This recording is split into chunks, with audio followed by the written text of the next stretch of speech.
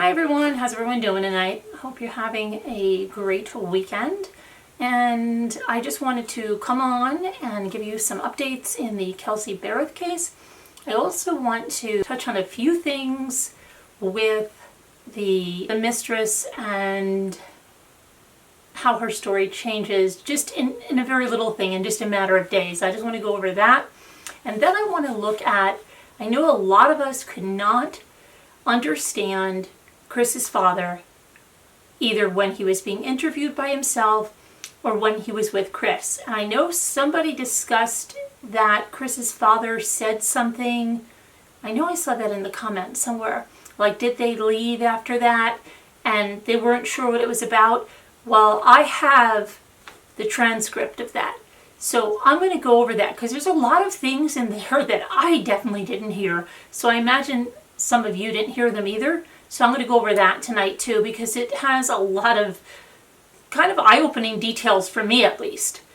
And then we can be discussing this in the live chat. And I know a few of you always get confused because you think I'm coming to you live right now. And you're like, how are you on there and talking and I can see your hands, but you're typing.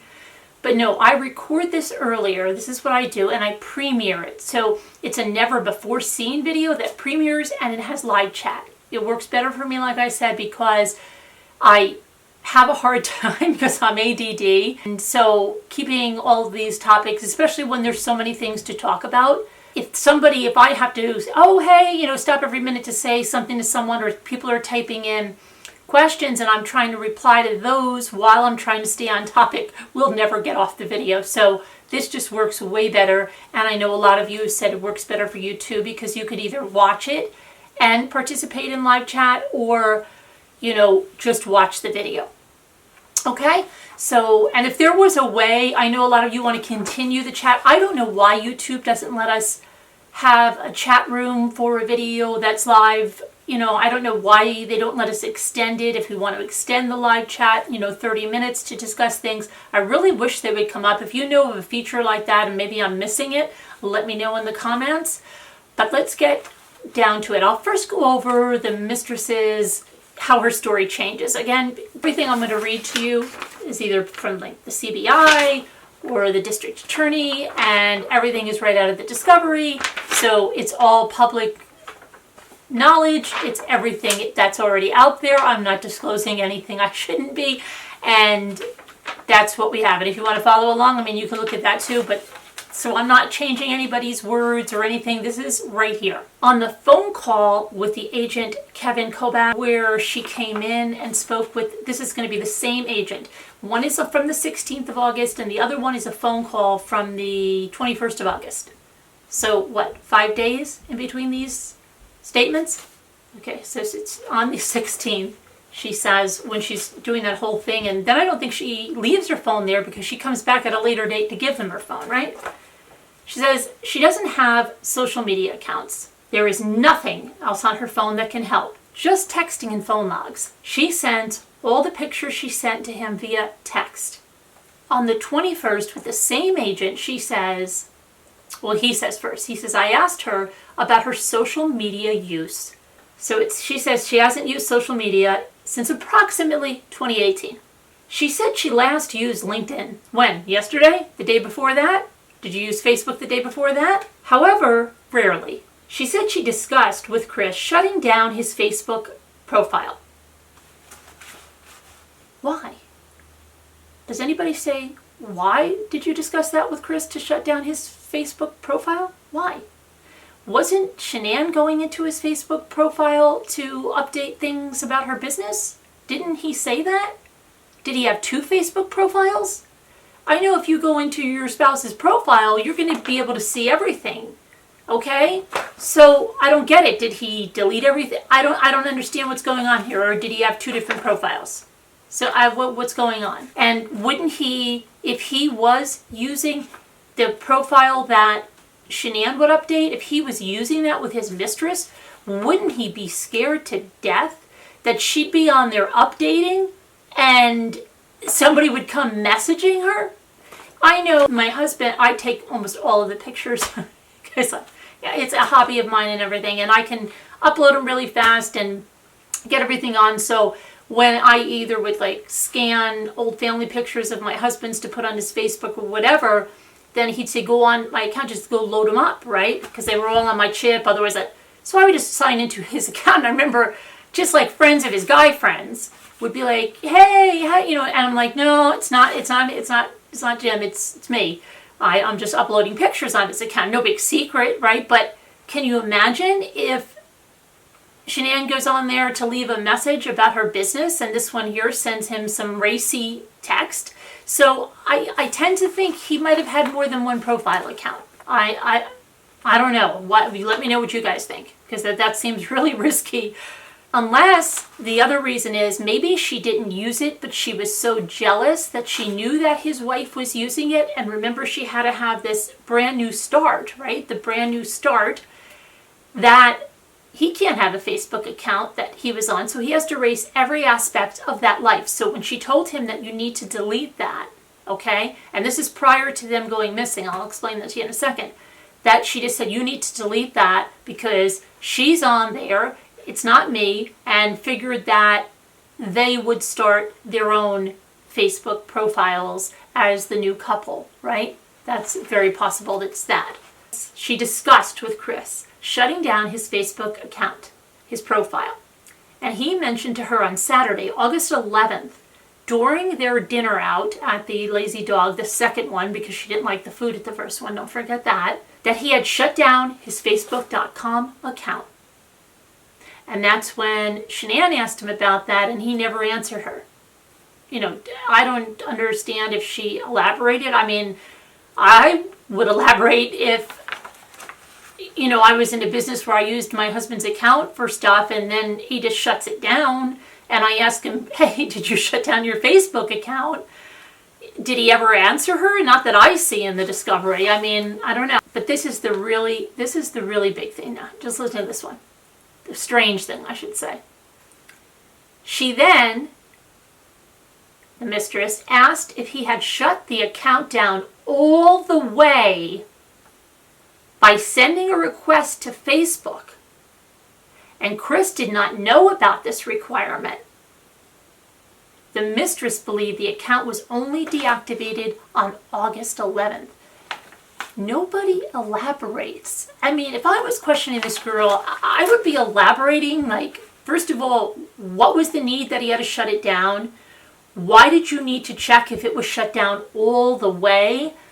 All of that stuff just, to me, makes her sound just like how she immediately said about the recording on the phone and parking the car down the street, that her mind is always turning into the scheming, the manipulating, all of this stuff. And it doesn't speak to anyone that has good intentions, good motives. It doesn't speak to that, okay? So a lot of times go down in here and say, poor, poor, poor, poor, poor. She's poor little thing, duped little thing. This is not matching up with poor little duped little thing at all. And, you'll all say, some of you, the sympathizers say, oh, Shanann was too controlling, Shanann was too this. What is this? I discussed with him shutting down his account. Then when he told me he shut down his account, then I said, did you shut it down all the way? And then to check up on him, she did this request to make sure of it. Because Chris didn't know that. She talks about belittling him, right? Making him seem like he's stupid or he doesn't know what's going on. She's doing all of these things. So there's her lies from 5 days, and then there's her sneaky side to me about what's going on there, and nobody's elaborating on it. So she then mentions that the last time that her and Chris were intimate was Saturday, that 11th, when they went to that Lazy Dog. They were intimate when Chris picked her up prior to going to the Lazy Dog, and immediately following getting back to her home from the Lazy Dog restaurant. She says at this time, Chris mentioned that Shanann never let him openly communicate. She knew no other stressors other than their finances. Chris mainly complained that Shanann would never listen to him.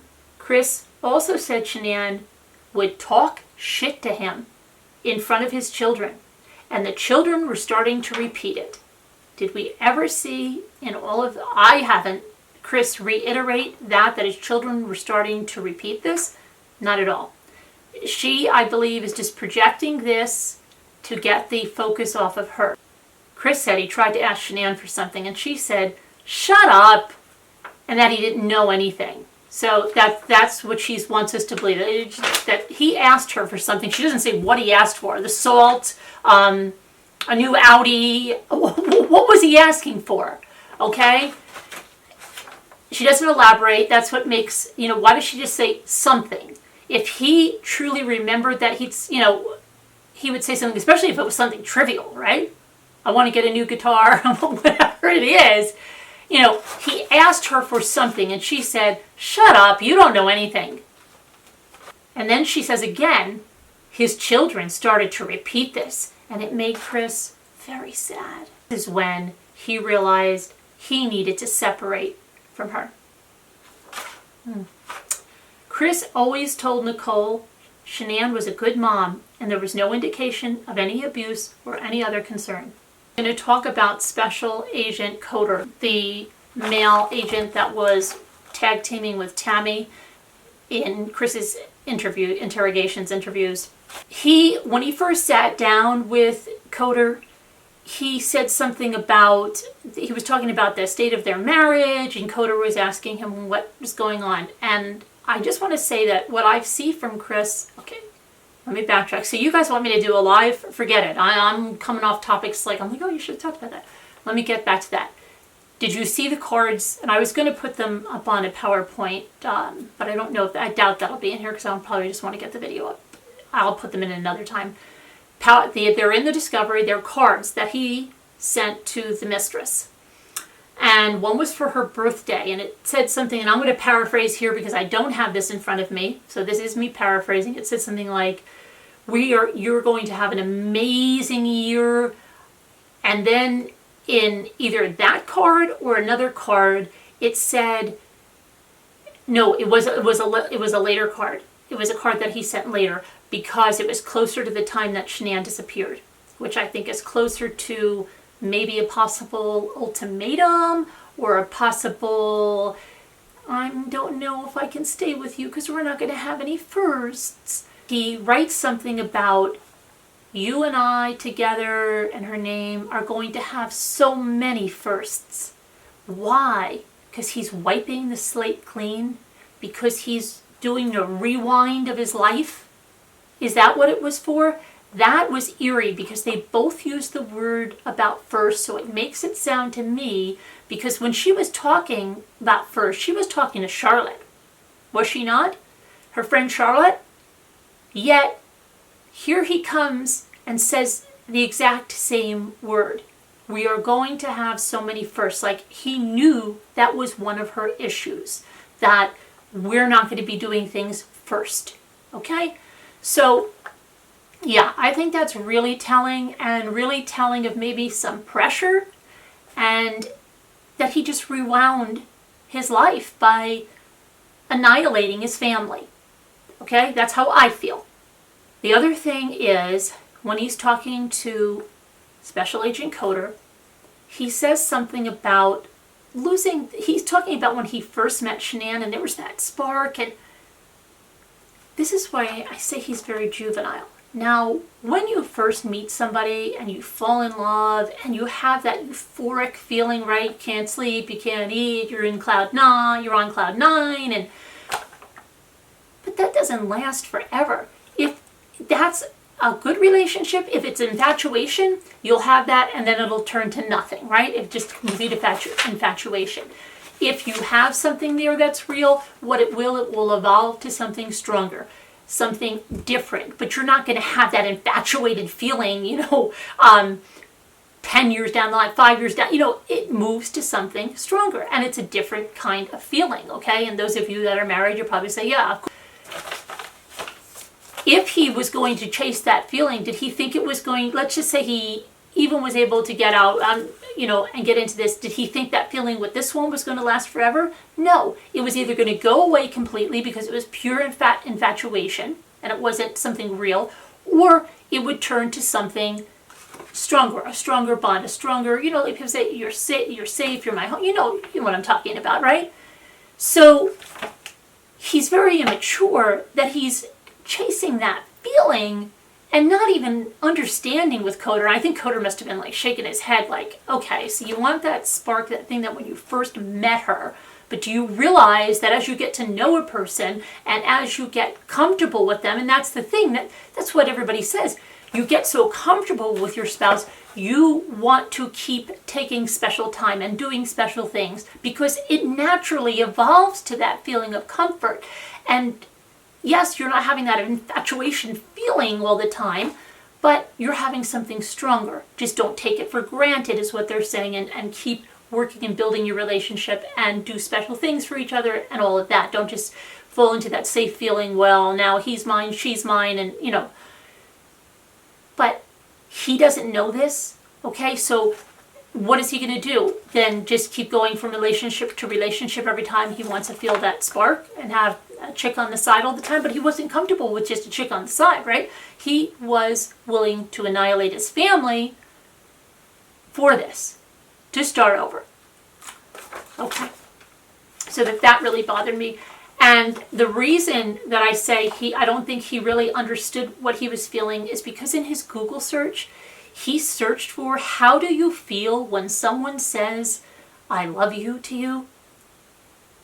Who has to search for, how do you feel? It sounds like he's a robot. And I'm starting to believe he's like a robot, that he doesn't, I don't even know how he feels this little spark, because it seems like he doesn't feel anything, really.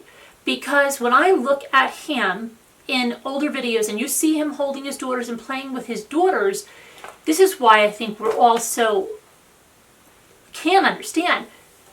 I'm starting to believe that he didn't even know what love is.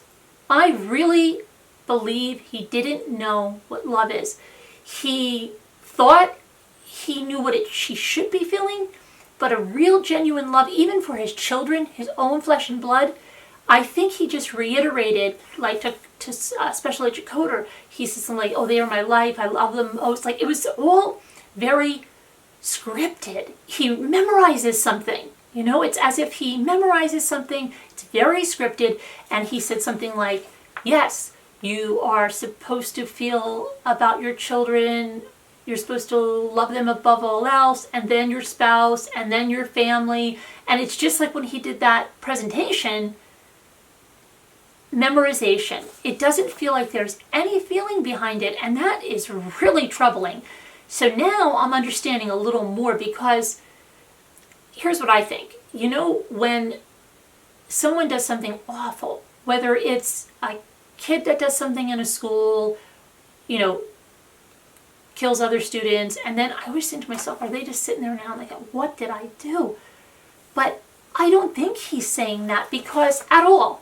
Because he could sit there and watch videos of his kids without any emotion. He could talk about little things that Celeste kept grabbing, those winter boots, and any parent would be like, first of all, that makes you feel like really wistful for them, but knowing that he knew where his children were, and he's talking about them in the past tense. Oh, Cece always she loved dresses like that, and Bella used to love that, or, he's talking about them in the past tense. There's nothing. And you think when he's doing these interviews, if he had any remorse, if you would say, oh, he must have just snapped, I bet you he's wishing he could take that back now. But see, I don't think he is. I don't think he is at all. I think when he was doing those interviews, if he felt remorseful or that he wished he could have taken that back, do you think it would be hard for him to cry for his kids? Now, we know he'd be crying that he wants them to come back alive, but he'd at least have tears coming. He can't even get the tears for his own children. For his own children, he can't. And that's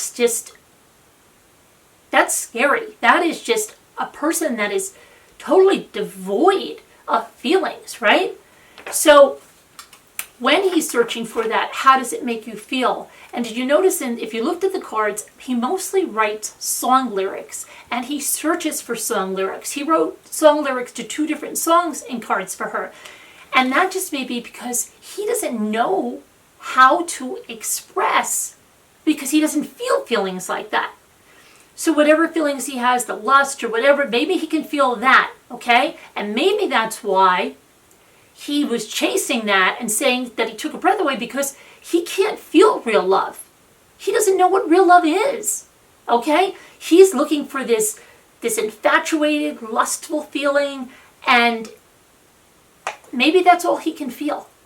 So he really didn't, maybe he really didn't have real love for his children or for his wife. And he has to look up, how are you supposed to feel, so I can write this down.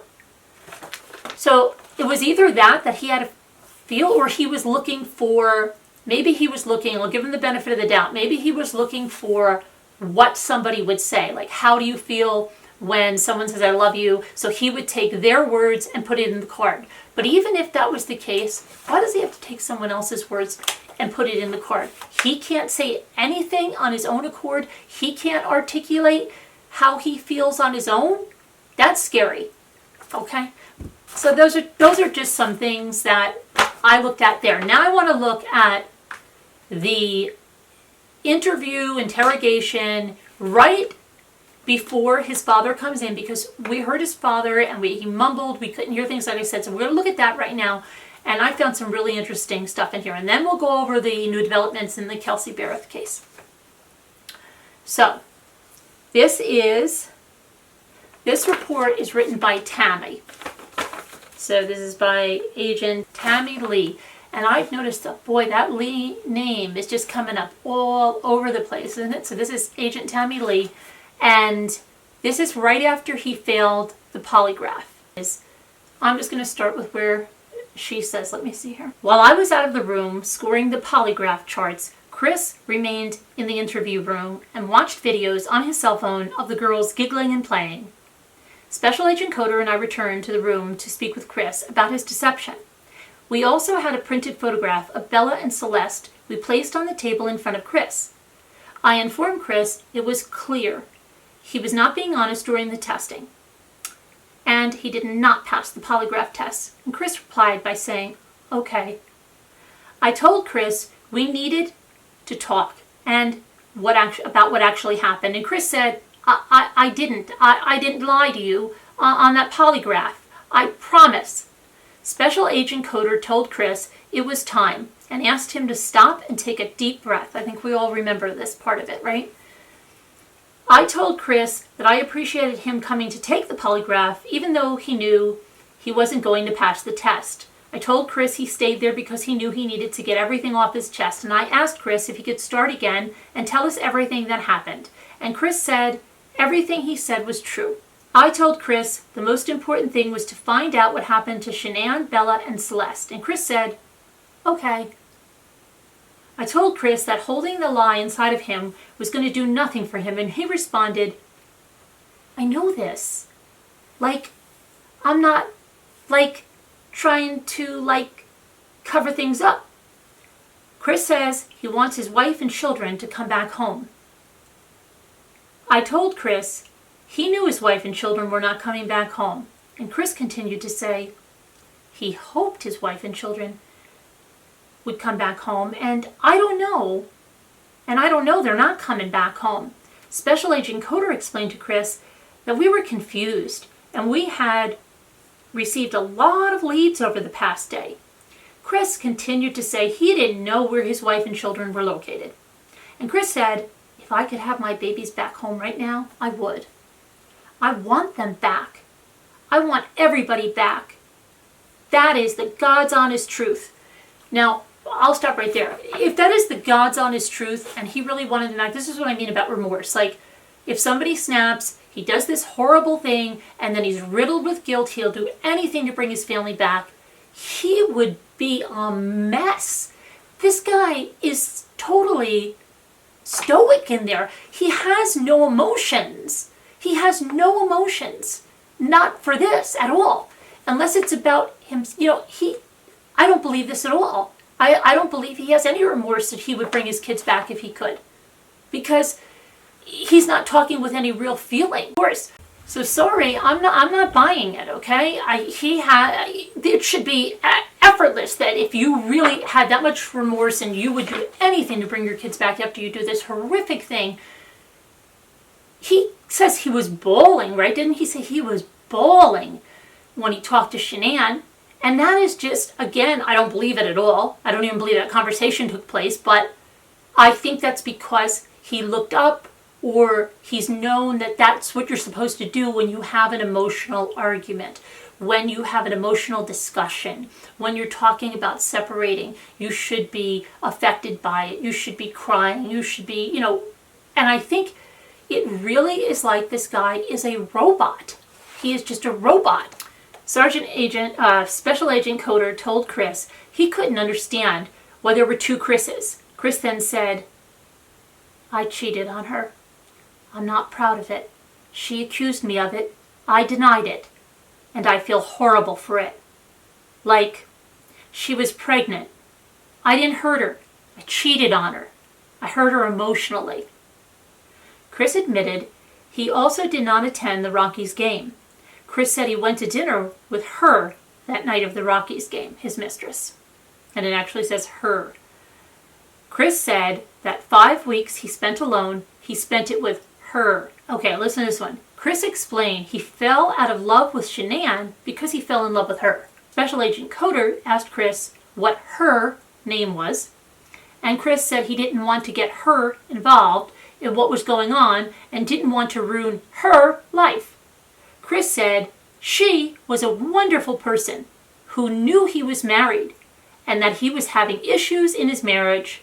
Chris said he told her he was going to get separated from Shanann, but he didn't know what that was going to look like. Okay, so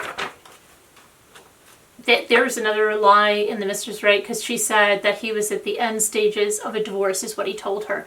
So there's so many lies between these two. Chris said she took his breath away and he never thought in a million years that something like that could happen. Chris said he never felt the same way about anyone in his lifetime as he did about her. Well, he just told Special Agent Coder in another interview I saw, which was I think before this, that he has never loved anyone and he's never known a love stronger than the one he had for his kids. So I don't believe he knows any love at all. I don't, because I really think he's not capable of feeling love. All right, so let's go on. Special Agent Coder told Chris that he didn't think his girlfriend hurt anyone and asked Chris if they could leave her out of it and get back to talking about his wife and daughters. Chris agreed. Special Agent Coder asked Chris where his wife and children were located, and he said he didn't know. And Chris said the affair was the only thing he was holding back. Coder reminded Chris that he was not questioned about infidelity on the polygraph, and Coder then informed Chris that we knew all about your girlfriend, and he says her name, later identified as, we know, the Mistress there, NK, right? That she was 30 years old. Special Agent Coder told Chris that it shouldn't have been the happiest time in his marriage. And he also told Chris that he believed Shanann may have been a controlling person who didn't like to listen to him and wanted to do whatever she wanted. Okay, this is when he's going into that question because they're trying to get him to admit to something. That's their whole tactic. So now they're going to play, you are such a good guy, you are just the best, and it wasn't your fault. It wasn't your fault. The same kind of tactic that female investigator tried with Jodi Arias. Do you remember that? That, oh, it could have happened this way, and maybe, you're not so bad. Same kind of thing, making them think, no, I understand, this is normal. Even Tammy said, chicks are crazy, just to get him to admit to something. And it worked. He fell for it hook, line, and sinker because he takes direction easy. I think he's so devoid of emotion and how to act, he needs that. I think he would be lost without it, and that's why we saw him go from his mother to his wife and then to this one, and to leave that one, he'd have to go to someone else. I don't think he could be by himself, okay? Because he's empty. He's hollow. He doesn't know what to do. He needs to either follow directions. So at work, how they said he was like Rain Man, and he knew he just followed something. This is what I'm going to do out there. This is what I follow. This is the plan, and that's it. But it's really scary because it's like he's a shell of a person. So Coder goes on to say Shanann may have been a controlling person who didn't listen to him and could do whatever she wanted. And he said he wanted to give Chris an opportunity to help them find his kids, Shanann and his kids. And he said that he would do whatever it takes to help the police find his wife and his children. Chris said he didn't know where his wife and his kids were located. And Special Agent Coder reminded him that his father flew across the country and was waiting in the lobby. Special Agent Coder told Chris he was lying to his father and everyone else he talked to. Special Agent Coder pleaded with Chris to help him find his babies. Chris said he wanted to find them. Special Agent Coder asked Chris if we could go back and talk about that night, and Chris agreed. Oh, listen to this one. I did not hear this in that interview because the sound was horrible in the ones I listened to. So I heard about this, but I actually didn't read it for myself. Special Agent Coder told Chris the police had his Alexa, which he explained was trained to record distress. And the police also had the contents of his, Mistress's, and Shanann's text messages. Special Agent Coder asked Chris to tell us again about that evening. I don't know if I have a bunch of Alexa dots. I don't know if that's true. That's just a bunch of malarkey they're giving him to make him confess. I don't know. You guys let me know if that's true. Chris reiterated he woke up at 4 a.m. He woke up Shanann at 4:15 to talk. See, this is what I mean. All of his stories are the same. It's like memorization. He has no feeling. He can't just remember a situation like most of us. If we think about something like this, it's not going to be the same every single time. We may remember something more. We may leave something out. But this is like pure memorization because, number one, it didn't happen. But, that's what I'm saying, my opinion. And number two, he doesn't process the emotion behind it. So he has to do all this he has to do this memorization, and he lacks emotion. He lacks the ability to love. It's very strange. He woke Shanann up at 4:15 to talk about the house and the separation. And then Coder asked Chris if they talked about the Mistress, and Chris said Shanann accused him of having someone else, and Chris said he denied having an affair. Chris said Shanann asked him why he had a $68 tab at dinner the other night, and asked him if there were two of them at dinner, and Chris admitted the charge came from his dinner with his mistress. Chris said he couldn't bring himself to admit the affair because he and Shanann were already crying very hard. Okay? Not true. According to me, not true. Chris said he told Shanann he wanted to separate. Coder asked Chris about selling the house, and Chris said Shanann initiated selling the house, and she had contacted their realtor, Ann, unknown last name, on Monday the 13th. Chris sent Ann, that she had contacted her, and then on Monday the 13th, Chris, had sent Ann a text asking what she could do. Special Agent Coder asked Chris then to tell him about the pregnancy, and Chris said Shanann was about 80-20 on that pregnancy when they talked about the pros and cons of it, of having a third child. Chris said after Shanann got pregnant, she told everyone it was his idea, and Chris said he wanted to have a son. Chris said Shanann told her friends after she got pregnant that she was 70-30 against the pregnancy. First of all, these ratios that he's giving, I can't see Shanann speaking that way. And they say, math or whatever, because that's what it sounds like. Because he doesn't have the emotion to put the words that should be instead of 70-30, 80-20. You know what I mean? So if he's saying that she was 80-20, 80 against 24, I think most people would be like, she was unsure. she was having second thoughts. We would use other words when we're talking about something like that than 70-30, 80-20. That just doesn't sound normal. Special Agent Coder asked Chris if he understood that some of what he was saying didn't make sense. And Chris said, I know. You know, it reminds me of another interview I saw of his that just was really weird. Special Agent Coder said something to him, I don't think you're telling me the truth.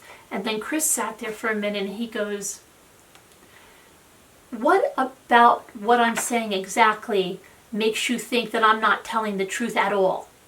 And I just thought right away, again, this is somebody like, he's thinking, tell me what I'm doing that makes you think I'm lying. I'll punch it into my data bank because I'm a computer and I'll try to act differently. Because why do you say at all? He didn't say at all. Special Agent Coder didn't say at all. So why did he come and say at all? That was just a weird thing for me. But let's get back to this. The Special Agent Coder went on to say to Chris that I don't understand how a woman and 2 kids can vanish off the face of the earth like that. It's not, I cannot understand that. This is another telling thing because of the way he talks and the way he processes things. Listen to this. Chris said, I promise you. I love the way he just threw it, I promise you. Chris said, I promise you. I have nothing on my hands. I did nothing to those kids or her to make them vanish. Right away he's talking about hands. And that's like hands because he's strangled, smothered. They died right from his hands. Okay, he wasn't holding a weapon or anything. His hand was the weapon. And he says it here that he didn't do anything. He has nothing on his hands. And then he keeps changing it again, like he's trying to remember what he needs to say. And he's using that word vanish again that he used in another video. The one was on the porch, like, could they have just vanished? Didn't he say that? Could they have just vanished? Chris told us it was on video. And he left and was in his truck. Chris said, I didn't load anything into my truck besides my tools, my container, my book bag, my water jug, my lunchbox. This just shows his mind, right? He's actually saying what he did in saying what he didn't do, okay? That I don't have anything on my hands. I killed my family with my hands. I didn't load anything into my truck. I loaded my family that I annihilated into my truck. It's crazy. It's like too easy with this guy. And I'm telling you, the other one, the Frazee guy, he's not going to be like this. And he probably saw this and was like, oh, I'd never make those mistakes. Special Agent Coder asked Chris what happened next. And Chris said he drove out of the driveway. Special Agent Coder, because Special Agent Coder's probably like, this guy is crazy. I'll just ask him where he went. That's where they are. I'll just do the reverse of everything he says, because pretty soon, he would have said, yeah, well, I didn't take them to the oil field where I was working, and I didn't bury them in a shallow grave, and I didn't put them in the oil tanks. It's crazy here what this guy is acting like. Special Agent Coder asked Chris what happened next. And Chris said he drove out of the driveway, and Special Agent Coder asked Chris what happened with his wife and kids before he drove out of the driveway, and Chris said, I didn't do anything. I didn't do anything with them. They were still in the house. And Special Agent Coder asked Chris where his wife and kids were, and Chris said he didn't know. Special Agent Coder told Chris that his wife wasn't the type of person to vanish. Chris agreed. Yeah. Special Agent Coder told Chris that his wife had plans that day and during the week and did not leave because she wanted to. And Chris said, okay. Chris said he didn't do anything to Shanann or the girls. I asked Chris if it was an accident. He replied, I didn't do anything. I asked Chris if it was an accident, and he said there was not an accident, and if there was, he wasn't in the house when it occurred. Chris said he did not cause an accident, and he didn't do anything to his wife and kids. Special Agent Coder asked Chris if it was a misunderstanding, and Chris said the only misunderstanding was that he didn't tell Shanann about the affair. Chris said he couldn't bring himself to tell Shanann about the affair. Special Agent Coder asked Chris how the separation was going to work, and Chris said he planned on getting his own place. Chris said he anticipated having a 50-50 split, there we go again with the ratios, right, with the kids. Chris said he planned to take it slow with his mistress to see if anything developed. They sound like they tell the same lies, right? They're both taking it slow, but they're both diving in with both feet. He's annihilating his family, but he's taking it slow. Boy, I'd hate to see what he would do to a relationship that was going fast. This is Tammy talking. Had an emotional conversation. I told Chris I found it hard to believe he and Shanann had an emotional conversation with Shanann where they were both crying because he had yet to shed one tear in the 2 days we interviewed him. Chris said he loved his girls, and it didn't mean anything that he hadn't shed tears. At that point, Chris appeared to force a sniffle. Chris said him not crying didn't mean that he didn't love his kids or his wife. I told Chris it didn't make any sense, and he said, I'm hoping they're still around some. I'm hoping they're still somewhere. Like, if you look at his words, I'm hoping they're still around some. I'm hoping they're still around somewhere. It's like he gets off track. It's like a computer that's skipping. I'm hoping they're still around somewhere. Alive. I told Chris he no longer had his girls to take care of, and the loss of them should cause him pain. And Chris said he did feel pain. I told Chris I wanted to see the guy who felt bad and about what he did, and wanted to get it off his chest so the police could find his little girls, so his girls were not out in the middle of a field somewhere. And Chris said, I love those girls to death. Wow. Chris said he was showing us the Chris who cared about his girls and wife, and Chris said his lack of tears didn't mean that he lacked love for them. I told Chris it was weird and didn't make sense, and Chris said he understood and could see my point. You see, he remains just so stoic and he's emotionless. I know, Special Agent Coder told Chris, that we could keep talking to him once we found his girls, and Special Agent Coder told Chris we would continue to talk to him no matter what he told us.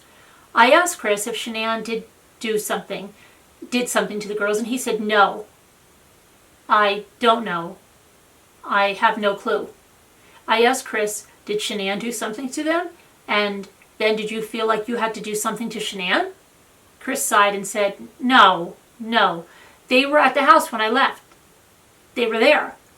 I told Chris the only way Shanann and the girls could have left was in his truck. Chris said, there's no way, because, I didn't just throw them in my truck. This guy, this is too easy, right? I remind Chris his truck had GPS installed, and I asked Chris if he knew the GPS would ping every 10 seconds, and he said yes.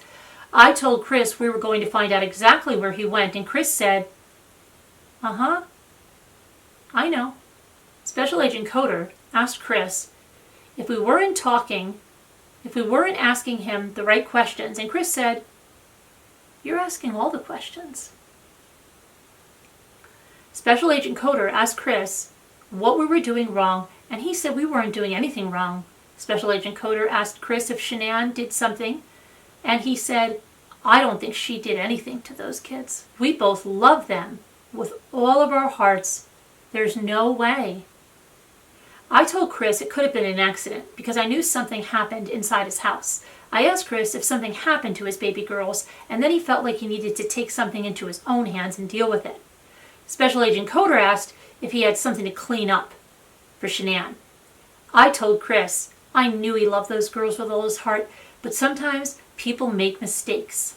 Special Agent Coder asked Chris what he was thinking about, and he replied, she couldn't have. I asked Chris which one of his girls had breathing problems, and Chris explained both of the girls had inhalers, but Cece had the endoscopy and surgeries.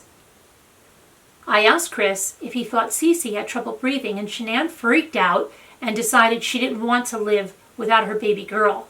Chris said he didn't think so. Next, I talked to Chris about a cold case homicide from Aurora, where a male beat a family to death with a ball-peen hammer. I told Chris that the only survivor of the attack was a 3-year-old. I told Chris the girl grew up with no family, and she admitted she wished she had died with her family. I told Chris I had seen parents panic and decide their children can't live without each other. I told Chris I have also seen a case where a mother smothered her 2 children because she didn't want her husband to take them away from her. I told Chris that the mother felt like she was doing the right thing by her children and was saving them future pain. And I noticed this part too in the interview, what Tammy's going to say now. She says that Chris looked at me and said, "Why? How is she saving them pain?" And I think at this point he's thinking like, okay, wait, tell me what it is, because then I can put it in that data bank and I might be able to use that a little later on. So how is she saving him pain? I told Chris the mom didn't want them to have to live a life without her. Special Agent Coder told Chris it was a weight that was going to be on him forever unless we could resolve it. I told Chris we were giving him a lifeline and he needed to reach out and take it. Special Agent Coder then pointed to the photograph of Bella and Celeste and asked Chris if the girls looked like the photograph. And Chris pointed to Celeste and explained she wore the same dress on August 8th or 9th because he recalled having to unbutton 2 buttons on the back of the dress in order to get her pajamas on that evening. Special Agent Coder asked Chris if he always made sure the girls were warm when they left the house, and Chris seemed confused and said the girls were always warm and their beds were always warm. Special Agent Coder asked Chris if they were taking care of the girls at the very end, and he said that the girls were always taken care of and they never missed a meal. I told Chris he took those girls out of the house with their blankets and their animals because he cared. And Chris said, I'm always caring for those kids. There's nothing in this world. They're my life. I told Chris I believed either he or Shanann made a mistake, and I told Chris I was getting concerned that maybe he did something to all 3 of them. And Chris said, I didn't do anything to these kids. I asked Chris what Shanann did to the girls, and he immediately asked if he could talk to his dad. Special Agent Coder asked Chris if he would please tell his dad what happened, and Chris said he had been in there for 5 to 6 hours and asked if he could just talk to his dad. Special Agent Coder recommended Chris's dad come into the interview room instead of the hallway outside because there was a lot of activity in the lobby area of the police department. Special Agent Coder asked Chris what he would tell his dad, and Chris said he would tell his dad that he loved him and he wanted him to be by his side. And Special Agent Coder told Chris that it seemed he wanted to get everything off his chest and asked him if he could explain further what happened between Shanann and the girls. Chris said he talked to Shanann about the separation in the house, and Shanann asked about the affair. Chris said Shanann had mascara running down her face and it was very emotional. Special Agent Coder asked Chris if he promised to talk to his dad and tell him everything, and Chris agreed. Special Agent Coder asked Chris if it would be easier for him to tell his dad and his dad could tell us. Chris said, I don't know. Special Agent Coder said he believed Chris was the type of guy who needed to take responsibility. Special Agent Coder said he was worried that his dad would distract him, and Chris asked if Special Agent Coder meant it would distract him from talking to us. Chris said he just needed to talk to his dad. Do you see how childlike he is? He's always like, well, what does that mean? Like, he's something so off. At that point, Special Agent Coder and I met with Chris's father, Ronnie Watts, in the lobby. Ronnie was wearing a polo shirt that had Papa Ronnie embroidered on the chest. We explained to Ronnie that Chris wanted to talk to him about what happened. We also informed Ronnie that everything that was said in the interview room would be audio and video recorded. And Ronnie said it was fine and told us he understood.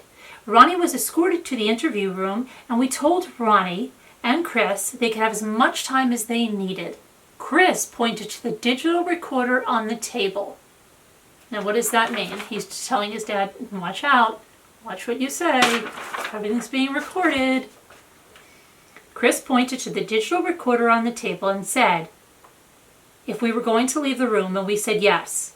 The door was shut for privacy, but still had the key in the lock.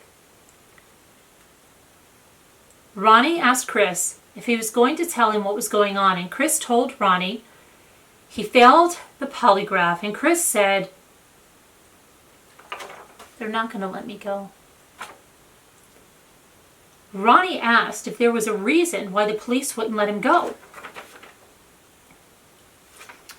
Chris said the police knew he had an affair. Now, right there, we know that Ronnie knows about the affair. We know that already, but that, if that doesn't explain it, they know about the affair. Ronnie asked Chris if he was going to tell him what happened.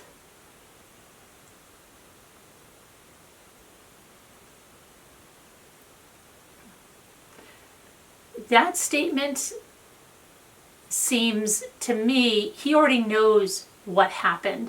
And instead of saying him, I think he meant to say them, but he's doing a play on words in order to covertly talk to his son. Are you going to tell them what happened? Know that I 100% feel Ronnie knows everything that happened already. And he's just doing that play on words. Okay? Are you going to tell me what happened? But he's really asking like them. Are you going to fess up to them now? Chris said when he and Shanann had a conversation that morning, it was emotional as they spoke about the separation. Chris said he went downstairs and then told his dad, I don't want to protect her, but I don't know what else to say. I don't want to protect her. I don't want to protect her, but I don't know what else to say. It would make more sense with his story if he said, I want to protect her, but I don't know what to say. Because then he could go with that storyline and he was cleaning up the mess to protect her, right? Now he's saying, I don't want to protect her, but I don't know what to say. Ronnie asked him, what happened? And Chris replied, she hurt them. Now, listen up, guys, the ones that said you weren't sure what Ronnie said when you said, did they leave? You heard him say, did they leave? And I think a lot of you assumed that he meant someone else, but just listen because it's right in here. Chris said, and then I freaked out and I heard her. So here it is now. Ronnie asked Chris if Shanann and the girls left after that. And Chris didn't answer. Okay. Ronnie knows that, I'm sure he's seen on the news that her car and everything is there, right? So Ronnie says, did she leave after that?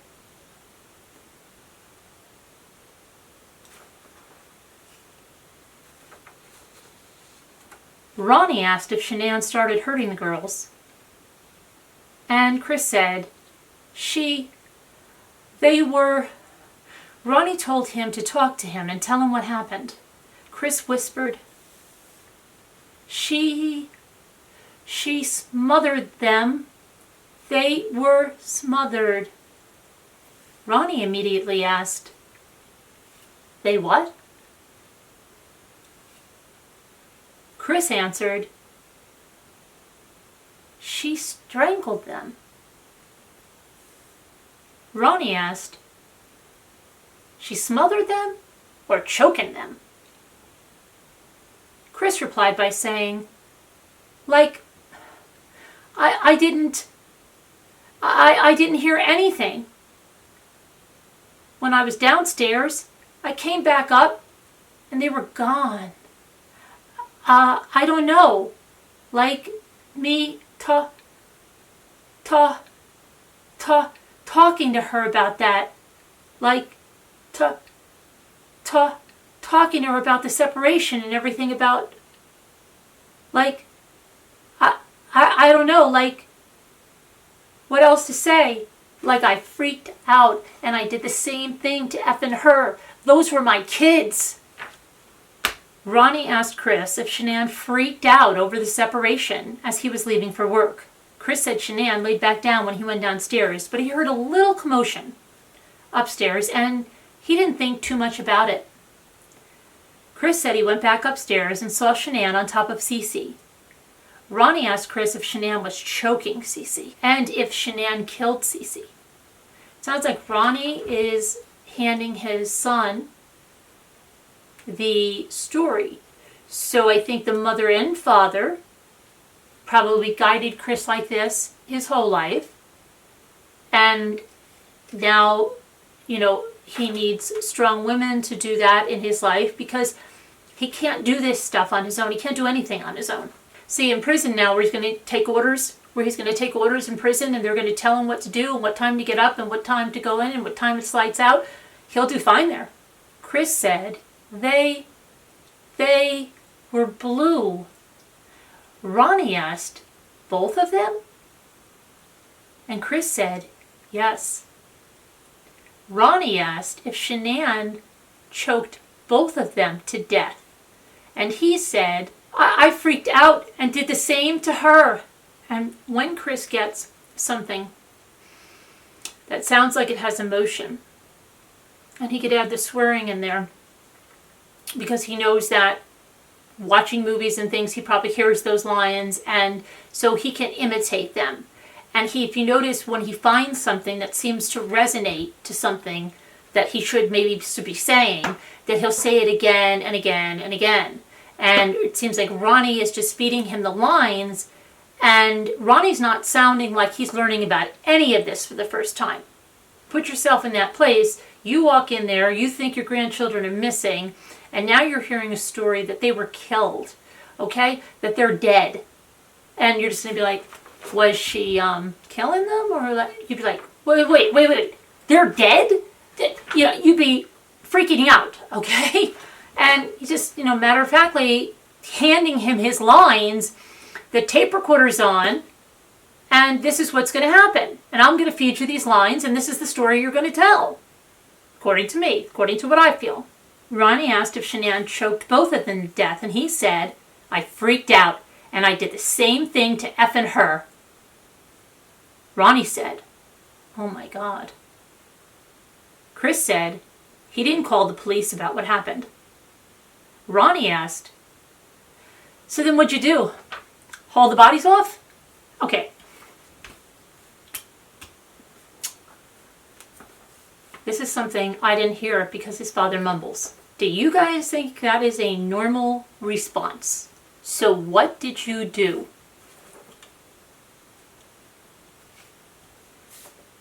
Do you think that's a normal response here? Okay? When he says, I did the same effing thing to her, and then Chris said he didn't call the police about what happened, Ronnie asks, so then what'd you do? Haul the bodies off or something?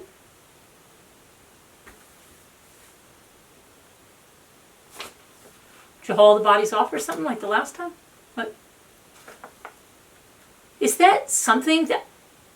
I'm sorry. So what did you do? Haul the bodies off or something? And he's saying it matter-of-factly. He's not freaked out. It's like the next natural thing. Well, you didn't call the police, so you're hauling the bodies off. You can't tell me this man doesn't know this. So what'd you do? Haul the bodies off or something? Chris said he didn't know what else to do. And he freaked out. Ronnie reiterated.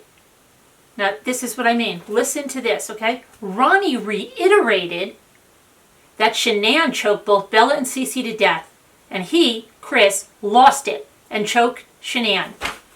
Ronnie's saying, now listen to me. This is your story. Remember we talked about this? We talked about this before we came in here. Remember? Shanann killed those kids, okay? And then you choked her. Now get it down. You've got to practice this. This is what happened. Because even in here, there's no question mark. Tammy's not saying he asked Chris this. He reiterated it. Like, This is the line you're supposed to say. Get it down pat. Remember? So Ronnie reiterated that Shanann choked both Bella and Cece to death, and he, Chris, lost it and choked Shanann. Ronnie clarified with Chris if he had choked Shanann, and Chris said, that's just, it's rage. Chris told his dad he was sorry, and Ronnie told him he knew he was sorry. Chris said he knew Shanann knew in her heart about his affair, but she was waiting for him to admit it. Chris said he believed Shanann just lost it because she knew he was cheating and he denied it. And Ronnie asked Chris if that was the point Shanann went off.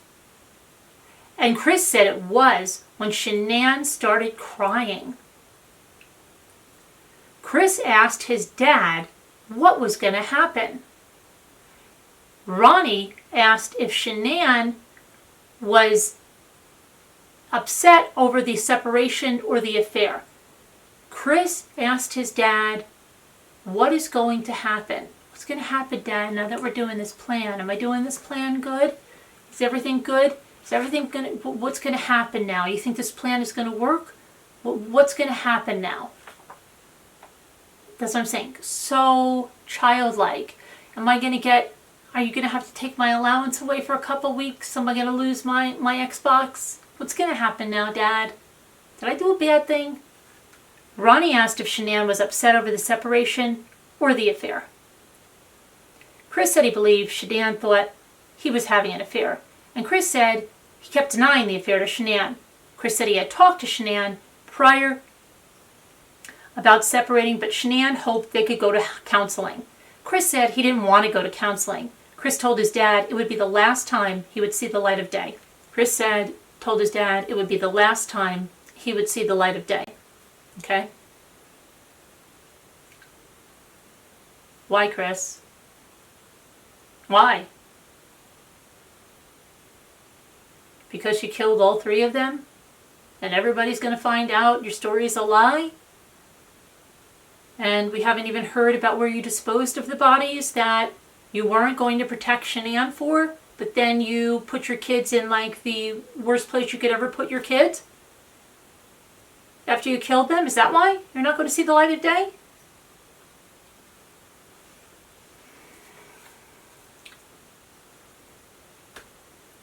Ronnie questioned why Shanann would have to hurt them babies. Why'd Shanann have to hurt them babies?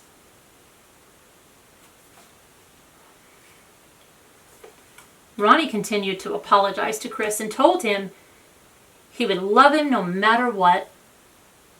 Ronnie asked Chris if Special Agent Coder knew about what happened.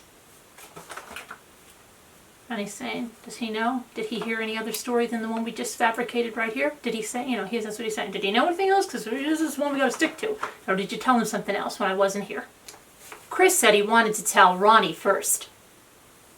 Ronnie's got the answer right here. He said, well, we need to find a good lawyer and see what the hell they can do. Well, son, we need to find a good lawyer and see what the hell they can do here. Yep. Going to get a good lawyer and see what the hell they can do here. Well, they didn't get him a good lawyer, right? They let him have a public defender. And then they were moaning that he was coerced and the attorney wasn't letting them in and stuff. What happened to that plan? At this point, Special Agent Coder and I re-enter the interview room and Ronnie said, come on in.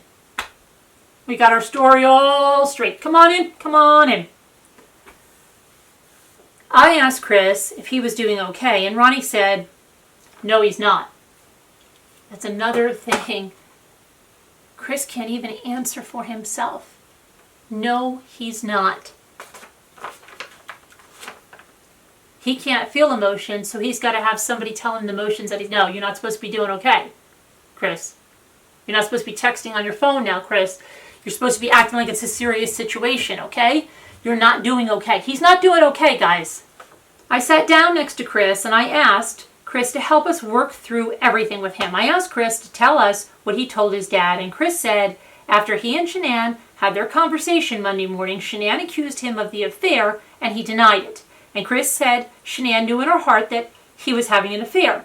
And Chris said Shanann knew all about the dinner from Saturday night and that it was too expensive for just him. Chris said he went downstairs and started to pack up a few things. And then he heard a couple of things upstairs. Chris said he didn't think anything about the noise. Chris said he continued packing and then he went upstairs to talk to Shanann before he left for work. Chris said he saw in the baby monitor that Bella's covers were pulled off and she was just lying in bed. Chris said he figured Bella was just hot. Chris said the baby monitor cycled over to Cece's room and she, Shanann, was in there with her, on top of her. Chris said he freaked out and ran into Cece's bedroom and got on top of Shanann.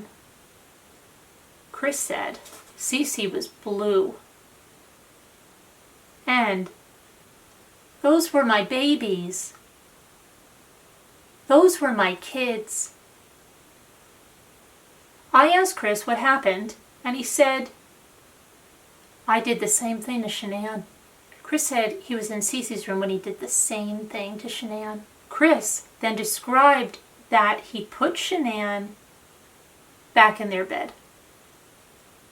Chris said he didn't know what to do, and he was shaking. Chris said both my kids were blue, and they were gone. Chris said, and then, in just like blind, I'm not that person. Like, she hurt my kids. I had to do the same thing to her. I asked Chris what happened after Shanann was in her bed, and he said he pulled the sheets back over Shanann and covered her up. Because I couldn't see. I couldn't look at her. I felt horrible for what I did. Then I look at my kids and see what she did. I asked Chris where Shanann and the girls were located now and told him we needed to find his babies. Special Agent Coder told Chris we could help him get his girls out of the cold, and Chris said, They're gone. There's no bringing them back. I asked Chris where they were, and they were located at the first location he went to at work that day, which was Survey 319. I asked Chris where they were located in Survey 319, and he said, right there, off the site. I asked Chris how he picked that location, and he said because it was the first site he was supposed to go to that morning. I asked Chris if his girls were in something or under the ground. Chris didn't answer, so I asked him if he would take us out there. Chris said there was no way he wanted to go out there. Chris said he would go if we wanted him to, but he didn't want to go. Special Agent Coder asked Chris if he could point to where the girls were located, and then we could get them out of there, out of the cold. Chris said he was sorry and started to cry. Chris asked us not to think anything less of him. You see when he starts to cry? When he's thinking about that they're thinking less of him. It's about what they're thinking of him. Because he's this stoic robot. Now he did something horrible. Now they're going to think less of him. And that's why he's crying. He knows they're going to think less of him. The tears are for him. He never shed any tears over his girls or his wife, as I see it. Special Agent Coder asked Chris if all 3 girls were out at Survey 319, and he said yes. I asked Chris what Shanann was doing to Cece, and he said she was on top of her with her hands around Cece's neck. Special Agent Coder asked Chris if he actually saw it, and Chris confirmed he saw it on the baby monitor. Chris said that is when he ran into Cece's bedroom and threw Shanann off of Cece. And he did the same thing to Shanann. I asked Chris if he ever went into Bella's bedroom, and he said after he put Shanann back in their bed, he saw Bella on the baby monitor and just knew by the way she was sprawled out. I asked Chris if that was when he packed up the girls' special blankets and stuffed animals, and Chris nodded, yeah, yes. I asked Chris how he got the girls out to Survey 319, and he explained he took them in his work truck. Chris said he put Shanann and the girls right behind his driver's seat. I asked Chris what he was thinking, and he said he was thinking that his babies were gone, and that he put his hands around his wife's neck and did the same thing. I asked Chris if Shanann fought back, and he said not much, because he had a lot of rage.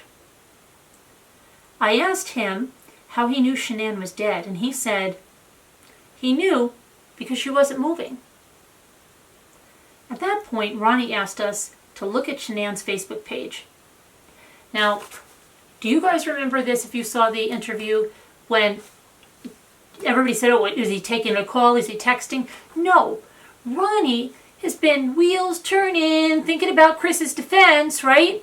So he is scrolling through Facebook, trying to find the picture of that doll on the couch that Chris, his son, which he either doesn't know or he thinks he's going to pull the wool over these guys, sent to his wife, which is creepier than creepy, and now he's going to pin it on Shanann. Now he's got it. Shanann's, an evil monster. She's the evil monster, not his son. Of course not. Of course not. She did this all to his son. Then she killed the grandbabies. What was his son going to do? His son is innocent. It is not his fault. And, he could have called 911 and people would have understood what he walked in on and what he was feeling and could have gotten off with involuntary manslaughter. But no. The guy that doesn't want to protect her is now doing everything to clean up the crime scene. He's falling on that sword. At that point, Ronnie asks us to look at Shanann's Facebook page, and Ronnie explained 2 days ago Shanann posted a photograph of a 5-foot-tall baby doll that was lying on the couch. Ronnie said the doll was completely covered with a sheet. Ronnie said, I'm thinking this might have been planned. I don't know. Ronnie said the caption read, what do you say to this? Ronnie said the sheet covered the doll's head and the only thing sticking out was the doll's feet. Ronnie said Shanann commented that Bella had put the sheet on the doll. Ronnie said a kid wouldn't do such a thing. Special Agent Coder asked Chris if he recalled the incident, and Chris said Shanann made fun of it and thought it was funny. Okay. We all know that is a total lie. Was that something? That whole thing? Was that planned by Chris and Ronnie to use this? It's kind of strange when Ronnie supposedly blocked her on Facebook. And that, what, did he just unblock her to get the picture? What's going on with that? And he came up with that pretty fast, and now his son is going along with it, and not even saying that he sent that to Shanann, and he's even changing the caption. You think these two were in cahoots? Special Agent Coder asked Chris if he recalled the incident, and Chris said Shanann made fun of it and thought it was funny. I asked Chris if Bella did it, and he said he didn't know because he couldn't recall. Really, Chris? Because you sent the picture. Ronnie said he was around Bella, and Bella would only cover her baby dolls up to their stomach. Ronnie said he never saw Bella cover a doll head like it was a body. This guy's a piece of work, isn't he? He's already in defensive mode, Let's just blame Shanann for this. Nobody's going to check this to see that Chris sent it, and it's on his phone, and he sent it to Shanann. We'll just use this, son. We got it. We got our stories good. Everything's going good. Like we rehearsed it and rehearsed it and rehearsed it before we got here? Yes, we did good. It's sickening. Chris then looked at Special Agent Coder and I and said he was sorry for lying to us. Sorry for lying to you guys. He's like a kid that stole a pack of gum from the supermarket, and Dad said, you got to come in and you're going to apologize to the store managers. Sorry, guys. I'm really sorry for lying to you. I'm going to get my Xbox taken away when I get home. I'm really sorry.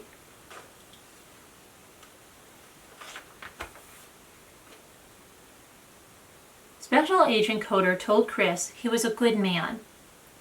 And Chris immediately responded, I'm not a good man. Special Agent Coder told Chris he stayed to talk, even though he knew it was going to be difficult. Chris said, I stayed here for 6 hours and 11 minutes so far. Chris was reading the counter on the digital audio recorder. This is another thing that just speaks to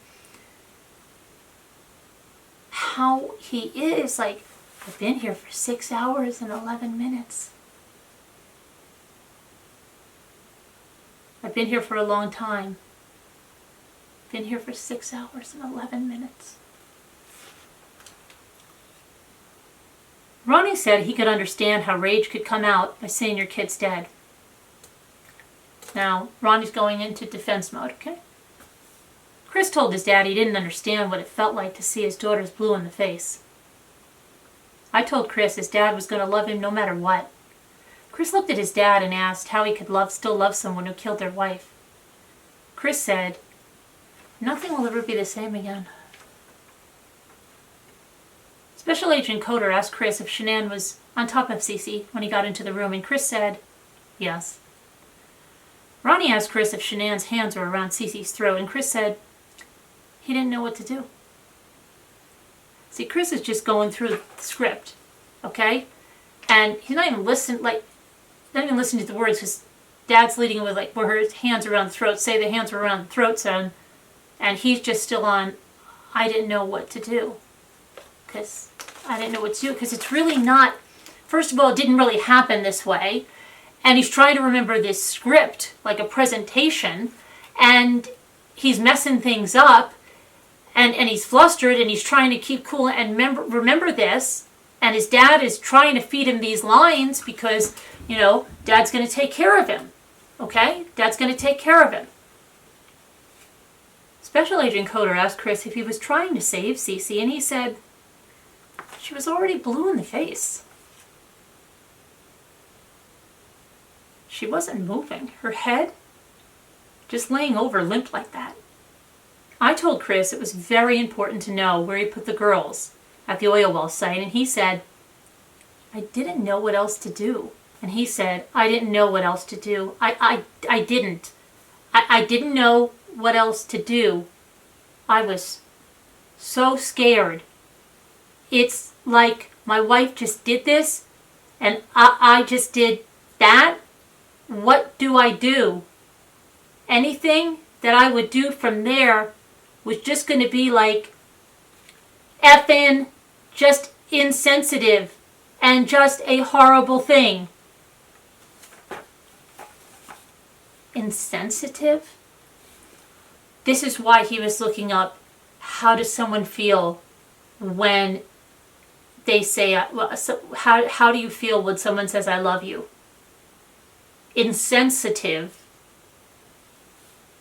is how he describes murdering someone. Have you ever heard anyone say that was a really insensitive murder? Have you ever heard anybody speak like that?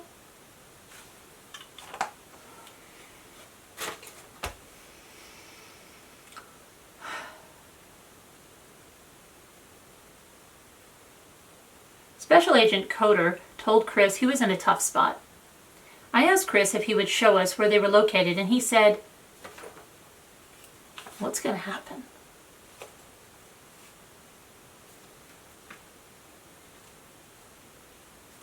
Special Agent Coder told Chris we were going to go help his girls get out of there. Special Agent Coder asked Chris if he preferred one of his coworkers go out there, and he said, oh my God, no! No! Chris said, Special Agent Coder told him everyone thinks of him as a good man, but they will say, what the F did you do, Chris? Why didn't you just tell the cops to begin with?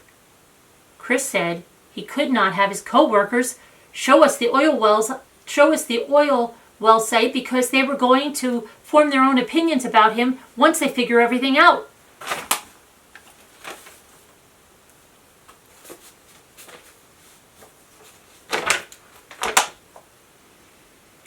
Special Agent Coder told Chris the girls were still his babies, and I told him he didn't want someone else to find them out there. Chris agreed to show us where they were located on the site. He is just worried about how he's going to look to his coworkers. That's when he shows emotion. It's always about him, how he looks. Who describes a murder as insensitive? Boy, that was some insensitive murder on the news tonight. He doesn't know how to process emotion. He doesn't know how to feel emotion, but he is showing that he knew the right thing to do. That they were going to say, why didn't you just call the cops in the first place? So he knew what he should have done. Okay? But it was all a lie. Why was he going to call the cops? Because he killed all 4 of them. Chris agreed to show us where they were located at the site. I told Chris that Special Agent Coder and I needed to step out of the room to get some things arranged, and Ronnie agreed to stay in the room with Chris. While Special Agent Coder and I were out of the room, Ronnie told Chris he was sorry. Chris said, I didn't know what the F to do. This is just so effing horrible. Chris said, the problem is, I don't even know if they, the police, believe me or not. Ronnie said, I know you'd never do anything to hurt no children. Never. That was your life right there, those little girls. He's giving him his next line. Remember, this is what you're going to do when they don't believe you. Chris told Ronnie that his mother always said Shanann was an unstable person, but that he never believed in a million years this could happen. Ronnie said he asked if he thought Shanann could do anything to hurt Bella and Cece, and Ronnie told them, no. Herself? Maybe. Okay. So when Chris starts to tell his dad, I don't know if the police are going to believe me, now Ronnie's going to feed him his next lines, okay? Ronnie's going to guide him because he needs guidance, needs to follow instructions because he can't process his emotion. He needs someone to feed him this stuff. So now Ronnie is going to give him the rest of this now.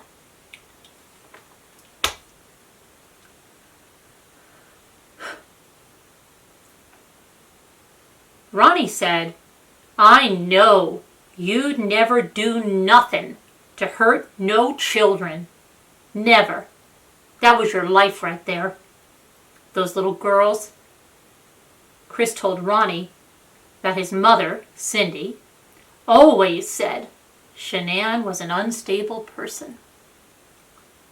But he never believed in a million years that could happen. Ronnie said he was asked if he thought Shanann could do anything to hurt Bella and Cece, and Ronnie told them, no. Herself? Maybe. Ronnie said he didn't have a clue Shanann could do such a thing. Chris asked his dad, why did this happen to me? Why did this happen to those 2 little girls? Ronnie told Chris he was sorry. I really couldn't hear any of this in the interview room. And now that I'm just like reeling from this. I mean, this is like a textbook case of, this is just crazy. Ronnie,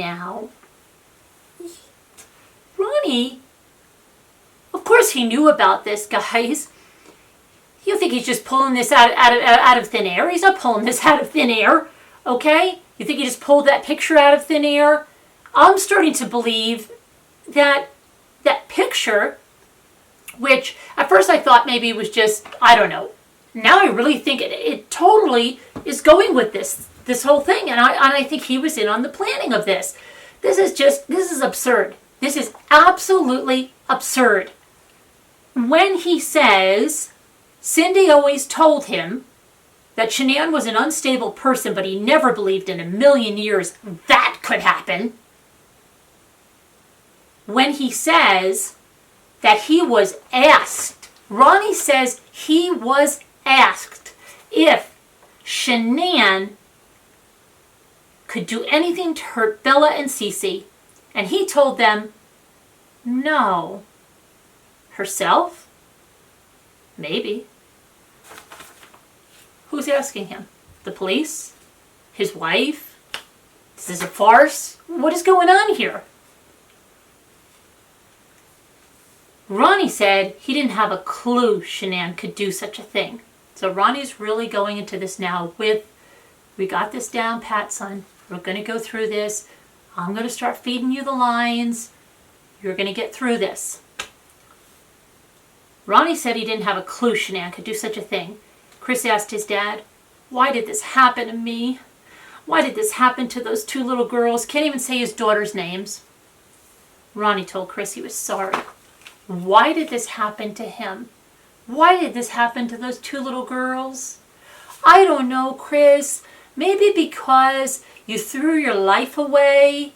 Maybe because you killed your children and your wife. You think that could have anything to do with it? Anything? Ronnie told Chris he would get him a lawyer and they'd see what they could do. Ronnie asked Chris if Shanann killed both of their girls while they were sleeping, and Chris said, yep. Chris said, I emotionally drove her to do something stupid. Ronnie told Chris it was not his fault and he's not to blame and not to blame himself for it. Ronnie told him, it's not your fault. You shouldn't blame yourself for it. Chris said, it's all I can do right now. Ronnie said, they would probably call it a crime of passion. And Chris replied, I don't know, like, just because I hit it. That's the thing. That's the thing that's going to break the camel's back right there. I didn't just call the police right after it happened.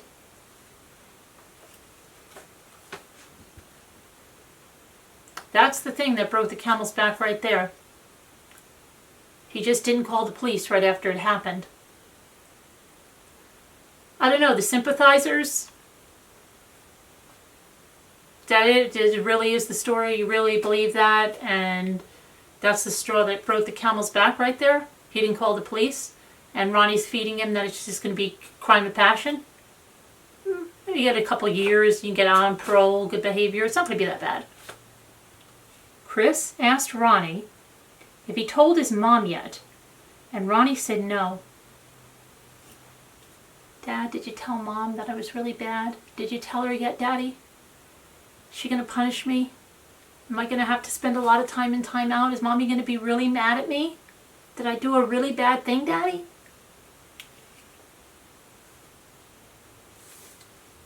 This is just not a man. This is not a man and his father. This is a father and his little child.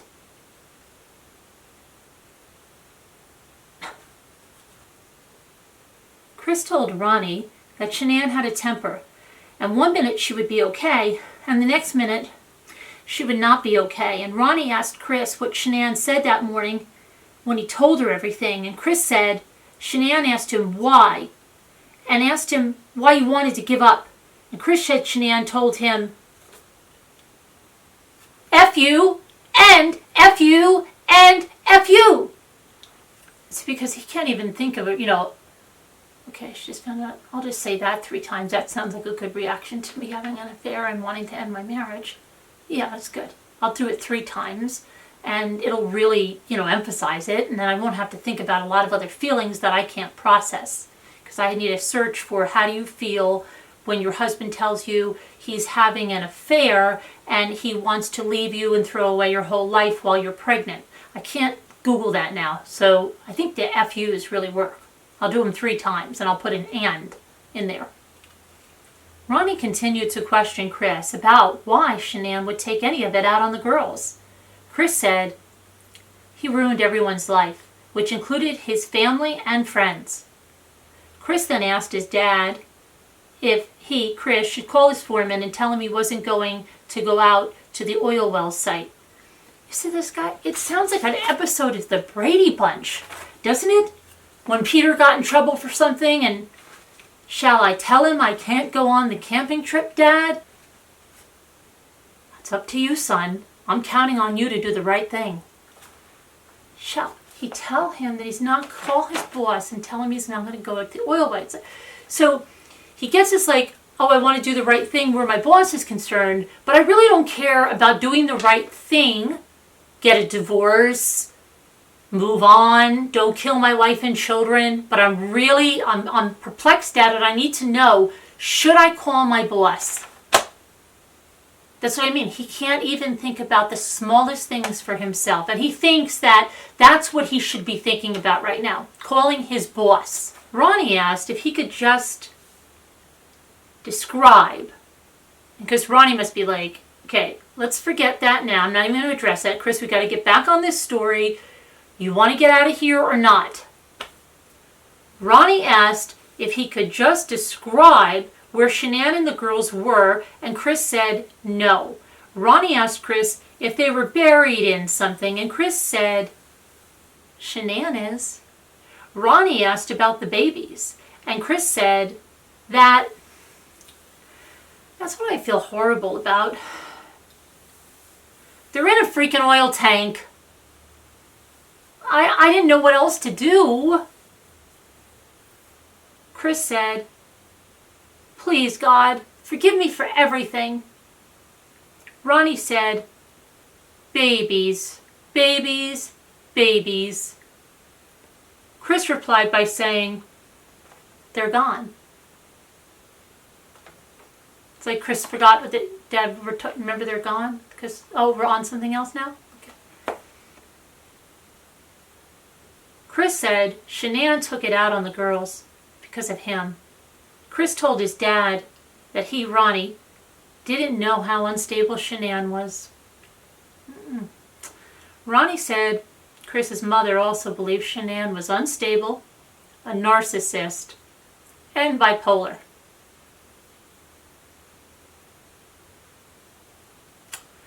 Special Agent Coder and I returned to the room a short time later, and Ronnie advised he needed to step out to use the bathroom and to text his daughter.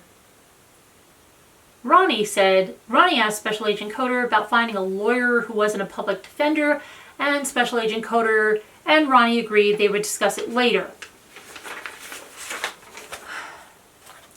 I walked Ronnie to the bathroom and to text his daughter. I walked Ronnie to the lobby and returned to the room. We returned with a colored photograph approximately 8.5 by 11, which was taken from the drone earlier that same day. The drone had flown over Survey 319, and the image showed a tank, battery, and a field surrounding the site, which included the image of what I informed him was a sheet.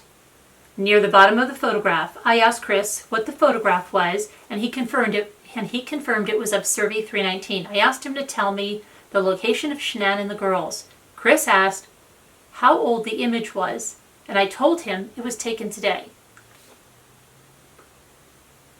Chris looked at the photograph and pointed to a patch of dirt in the field.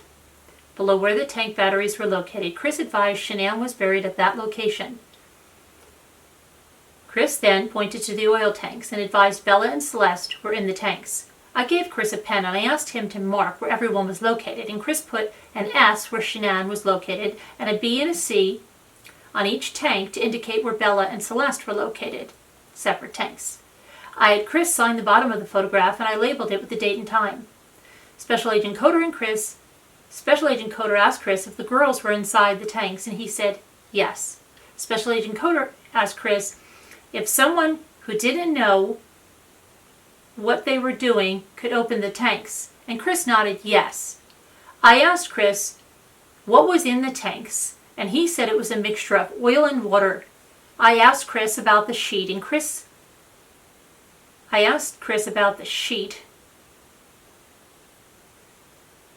located in the field, and he said the sheet was what Shanann had been wrapped in. I asked Chris what the girls were wrapped in, and he said they were just in their pajamas. I asked Chris if they were wrapped in their blankets, and he shook his head no. I asked where the girls' blankets and stuffed animals went, and he advised they probably blew away in the wind. Chris said the blankets and stuffed animals were left by the sheet, which was near Shanann's grave. Chris explained he dug Shanann's grave using a shovel from the back of his work truck. And Chris said he had always had the shovel with him at work. I asked Chris how Shanann was dressed, and he said she was wearing a black or gray t-shirt and blue underwear. I asked Chris how much time had passed from the time he had put her back in bed after she was deceased until he put her in the truck. And Chris said it only took minutes. I asked Chris if he was sure the girls' blankets and animals weren't going to be in the tanks, and he said no. Chris said the blankets and animals were left near the sheet by the grave. Special Agent Coder asked Chris what the girls were wearing, and he said they were wearing nightgowns. Chris said Cece was wearing a pink nightgown with birds on it, and Bella's nightgown had a unicorn or believe on it. Special Agent Coder asked Chris how someone could get the girls out of the tank, and he said the girls were inside 20-foot tanks which had hatches on the top. Special Agent Coder asked Chris how far down the girls were in the tanks, and Chris said it depended on the fluid level in the tank. Special Agent Coder asked Chris if there was a chance his baby monitor recorded anything, and Chris said no. Special Agent Coder asked Chris what he believed made Shanann snap. Chris said it was Shanann knowing he had an affair, even though he didn't admit anything. Chris said Shanann needed him to admit it, and he refused.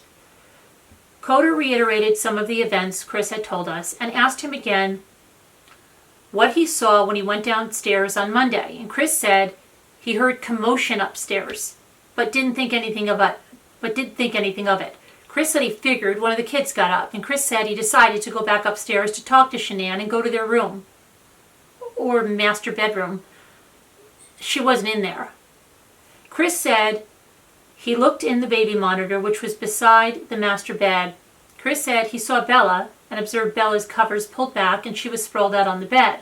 Chris said after 3 to 5 seconds, the monitor cycles over to Cece's room and he observed Shanann on top of Cece and ran into Cece's bedroom. Shanann was straddling Cece on the bed, and Chris said he walked up from behind when Shanann on the bed.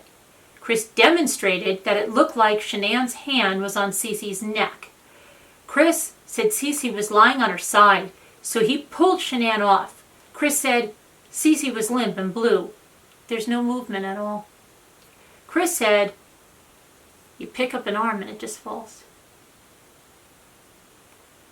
Chris said he looked at Shanann, got on top of her, Shanann, and did the same thing. Chris denied having to knock Shanann down, and he pulled her off and onto the bed. Chris said he lost it.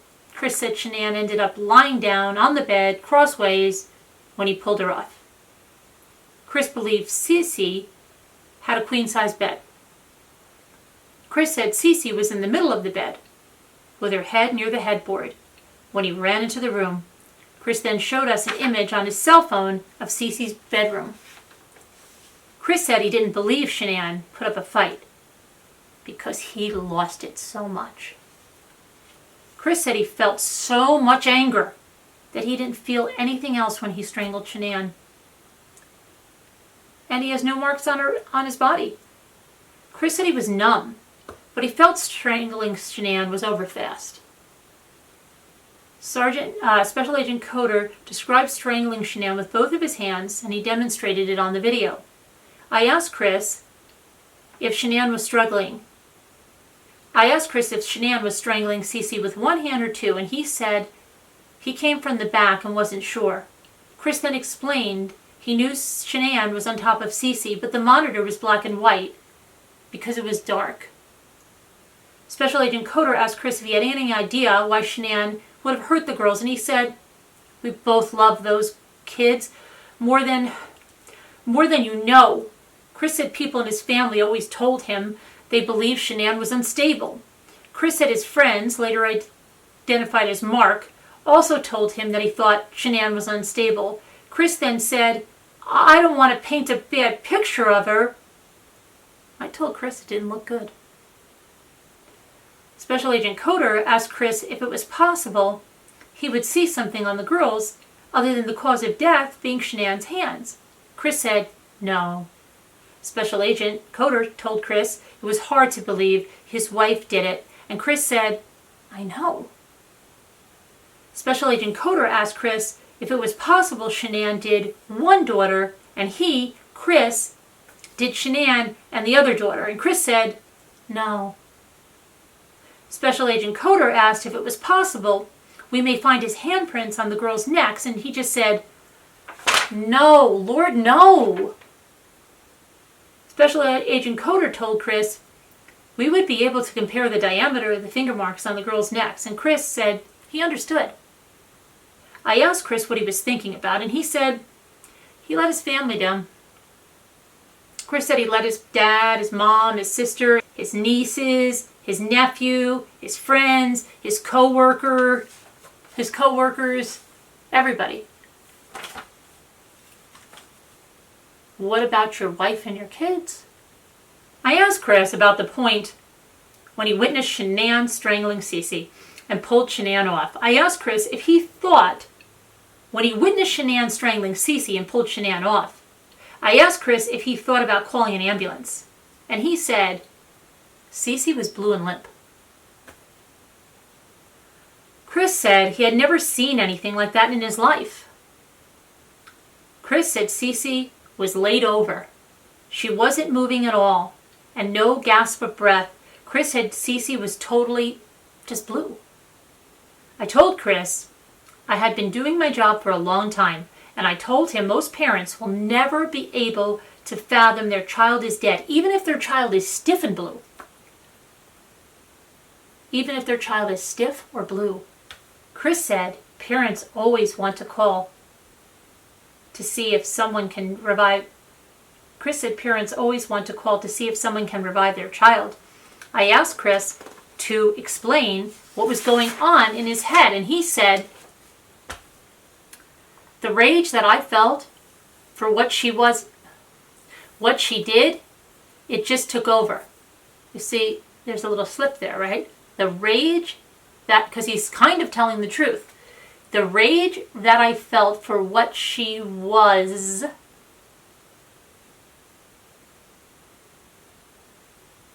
what she did, it just took over. I asked Chris if he agreed.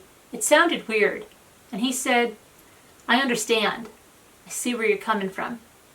I told Chris that I would hate for Shanann to get a bad rap if she didn't have anything to do with it. And Chris said, I know. I told Chris it wouldn't be fair. And he said, yeah, I know. I know. I told Chris it wouldn't be fair. And he said, I know. I asked Chris if he wanted to tell us the truth about what happened. And he said it was the truth. Chris said, I did not hurt those girls. I asked Chris if he was good with the public knowing Shanann killed her daughters. Chris immediately responded by saying, I did not hurt those girls. I asked Chris the question again, and he said, yes, because I didn't hurt those girls. I told Chris I didn't think he meant to hurt his girls, and he said he didn't hurt them. I told Chris he didn't save them either, and he said, I know that. Chris said none of it made sense. I asked Chris if he was sure Shanann didn't catch him in Cece's room, and he said, no, my God, no. Special Agent Coder told Chris that it looked like Chris had found a new life, and the only way to get the new life was to get rid of his old life. Special Agent Coder told Chris he believed Chris killed the girls before Shanann came home. Chris said, no. Chris's voice started trailing off as he said, this is the truth. Chris said he was not a monster and didn't kill his babies. Special Agent Coder asked what was going to happen when the girl's cause of death comes back to him. Chris said it wouldn't come back to him because he was 100% positive the girl's death wouldn't come back to him. Special Agent Coder asked who will we come back to? And he said, Shanann was on top of Cece. He's just remembering things. It's just like, it's a robot. Chris said Bella was laid out, sprawled on her bed. He just keeps repeating the same things. Chris said his fingerprints were not going to be on Cece's neck, and the fingerprints would belong to Shanann. Chris said he did not witness what Shanann did to Bella. Special Agent Coder asked Chris why he took the bodies out of the house and buried them. Chris said he was scared, didn't know what to do. Chris said he was scared of what everything was going to look like. Chris said, my 2 babies were gone, and I just did that to my wife. Chris said it was a nightmare. I told Chris that it seemed like Shanann was a pretty good mom, and he said, I was a pretty good dad. I was a pretty good dad as well. Chris said, you don't really know a person until you don't know a person. I told Chris I would hate for people like Shanann, Bella, and Celeste, who couldn't defend themselves, to have someone lie about them. Special Agent Coder asked Chris why he didn't put Shanann in the tanks, and he said he didn't know what to do. Chris estimated Shanann was buried approximately 2 feet down in the ground. Chris estimated it took him about 20 or 30 minutes to dig Shanann's grave. I asked Chris how often the tanks are checked, and he estimated once a week. I asked Chris if he wanted someone else to find his girls, and he said he didn't know what else to do. Chris said he was going to Survey 319 anyway that morning and didn't know what else to do. Special Agent Coder asked Chris what he meant from his prior interview when Chris talked about something happening to his wife and to his daughters, which was an act of pure evil. And Chris said he was referring to the evil that he witnessed when Shanann was on top of Cece. Chris said he also felt evil for what he did to Shanann. Special Agent Coder asked Chris again about what he witnessed in Cece's room, and Chris said Shanann was wearing the same clothes he buried her in. I asked Chris if Shanann ever went to bed when she got home, and he said all of that was true. I told Chris it appeared Shanann may have been up purchasing hair care products at 2:30 a.m. on her cell phone, and her credit card was denied.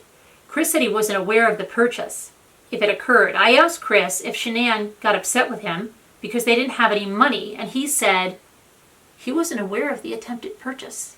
Special Agent Coder asked Chris if it was possible Shanann would have a black eye, and he said no.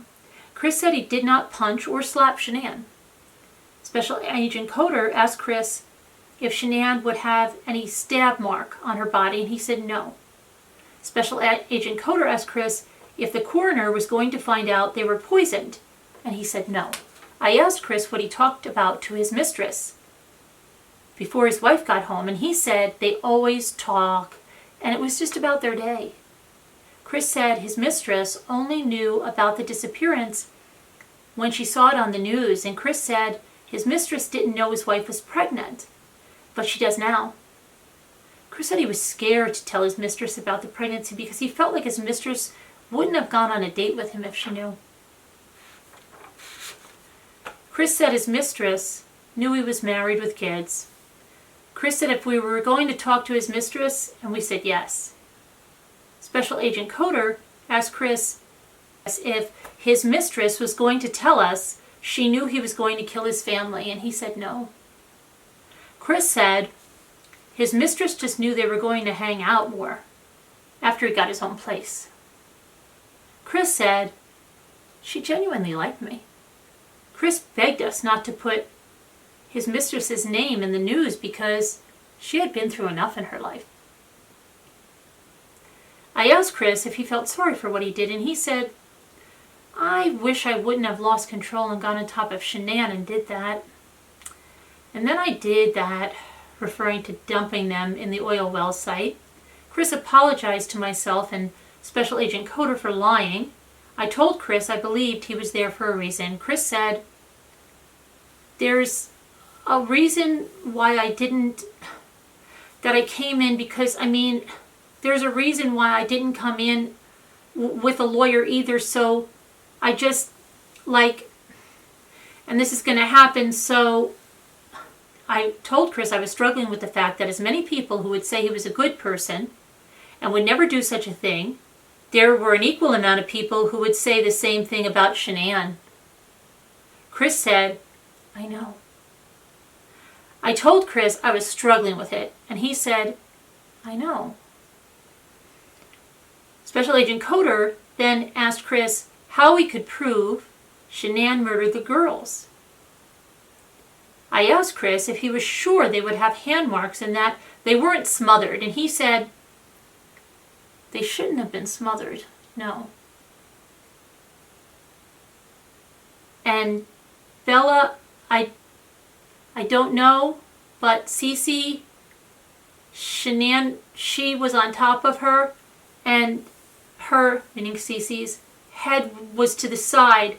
I asked Chris if he saw Shanann using a pillow on top of Cece, and he said no.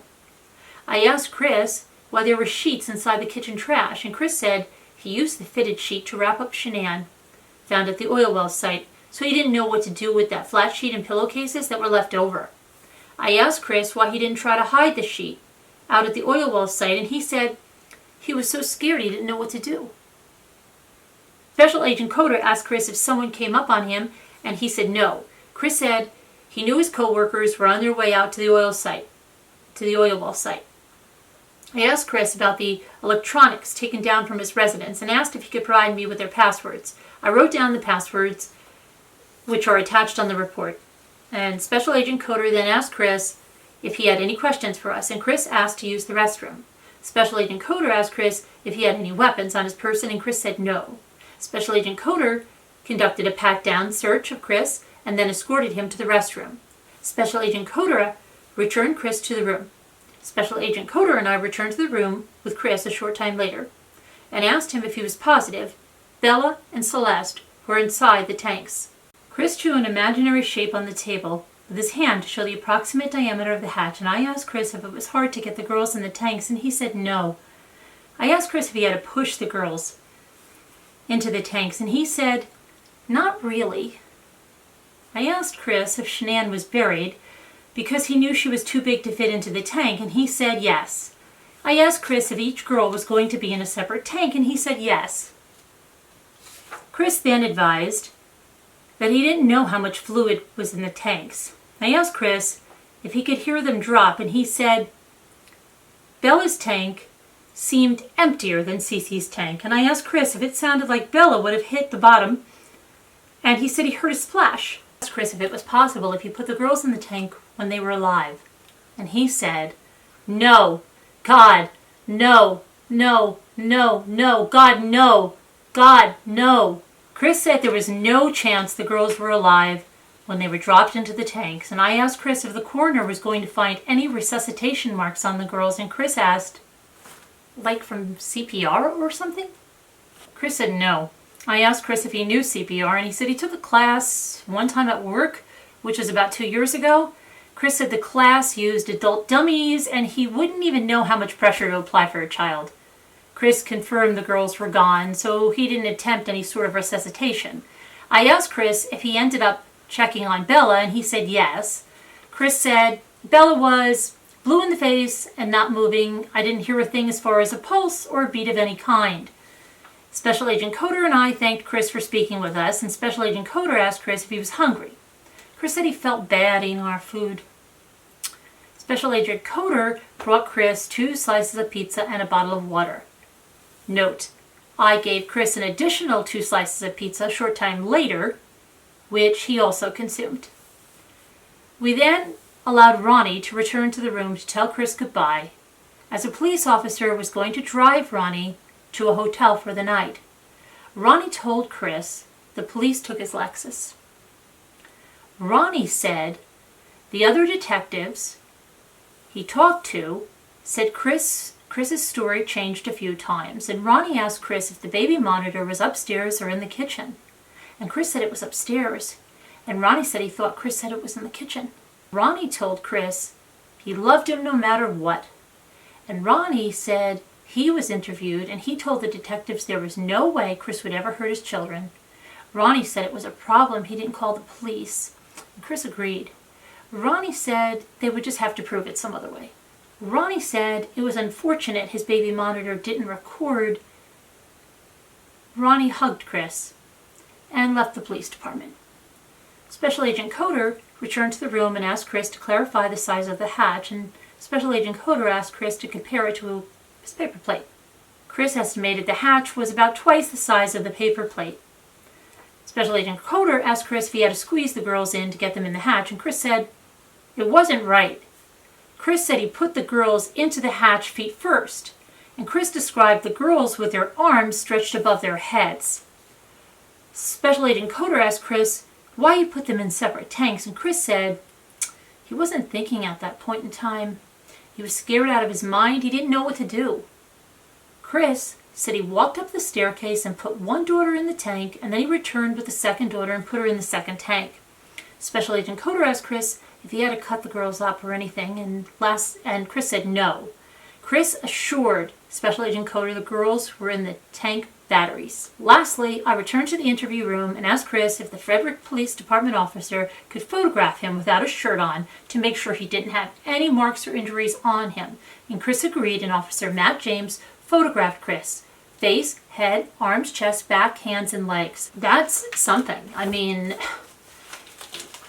it was very hard to hear Ronnie when I was listening, and it was even hard to hear a lot of Chris's audio. And I did not read this whole thing because I thought I had heard enough, but reading this has really left me feeling, I mean, I just went down because I had to empty the card, and I said to my husband, wow, this is way worse than I thought. This man has no feelings. He is a shell. Somebody has to tell him what to feel. Somebody has to tell him what to do. And when one of you asked me to analyze him, wow, this just spoke volumes of him. I've never known anyone to act like this. It's like he doesn't know how to process any emotion. It's truly as if he is a robot, you know?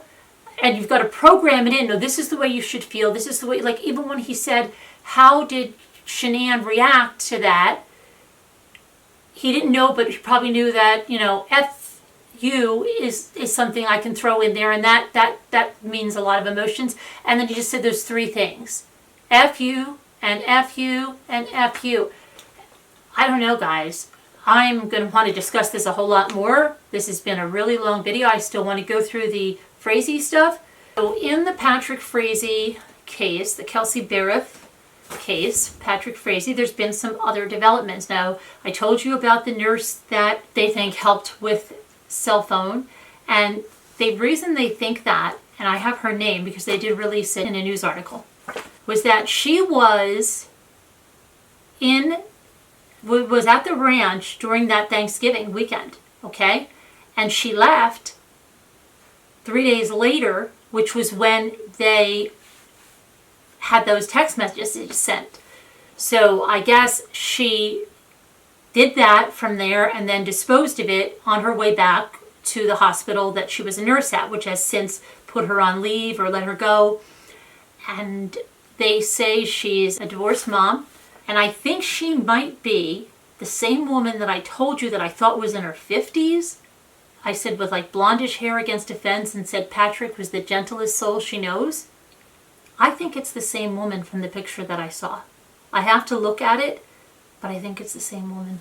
I believe it's the defense that extended. He was supposed to be, his next hearing was January 29th. Well, they've needed extended time, so it's February 19th now. Frazee appeared in court on Friday, and a judge ruled he will be allowed to see court record laying out the reasons for his arrest after prosecutors withdrew a request to keep the document from him.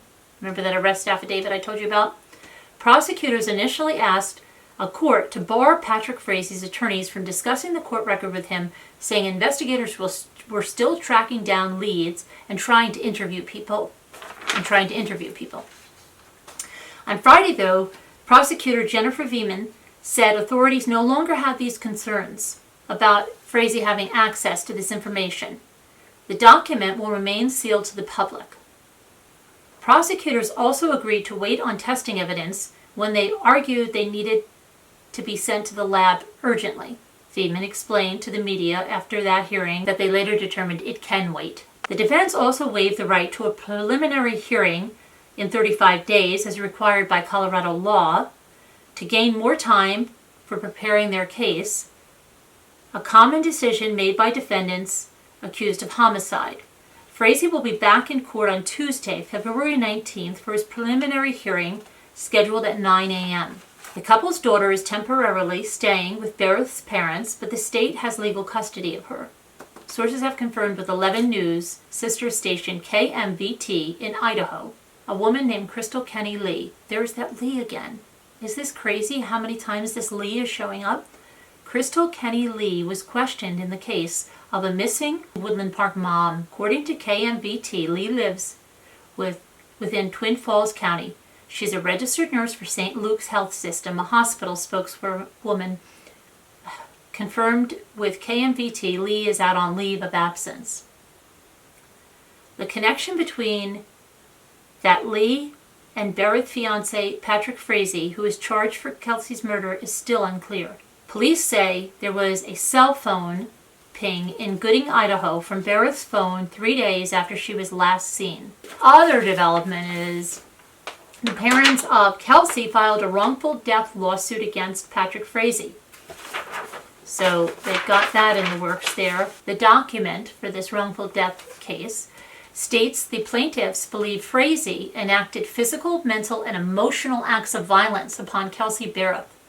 Prior to her death, Frazee breached the duty of care with which a reasonable person should conduct himself toward another human being, and said such breach resulted in the death of Kelsey Berreth, whose body still has not been found. That's what we have so far, but I mean, this case is going to be, I think new things are going to keep coming out, and like I said, I think there's going to be charges against this nurse very soon that we'll see, and maybe some others.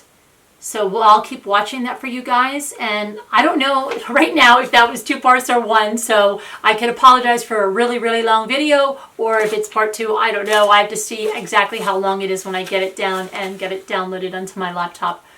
But guys, this was really, I don't know, it was very hard for me to get through that, because I've just seen how bad I thought he was. It's just, he's a shell. He's a shell. He's a robot. He's an absolute robot. He has no emotion. He has to be told. It's all, this case just keeps on and on and on with stuff going on. And then the stuff with the father feeding him this stuff. Discuss it with me. Let me know what you think. Did you ever go this into it, or were you like me and just listened to the audio recording and missed a lot of this? Because I totally missed a lot of this. This is very eye-opening to me, and I, want to bounce this stuff off of you guys. So I hope that we're talking in the live chat about it. And then after that, I'm sure it'll make very good discussion to find out what the heck is going on here. It's just crazy. It's crazy. Anyway, guys, thank you so much. Have a good one. Hope you're out enjoying your family. Enjoy your weekend. Enjoy nature. Get out there and live life, because it's short. Take care, guys. Bye-bye.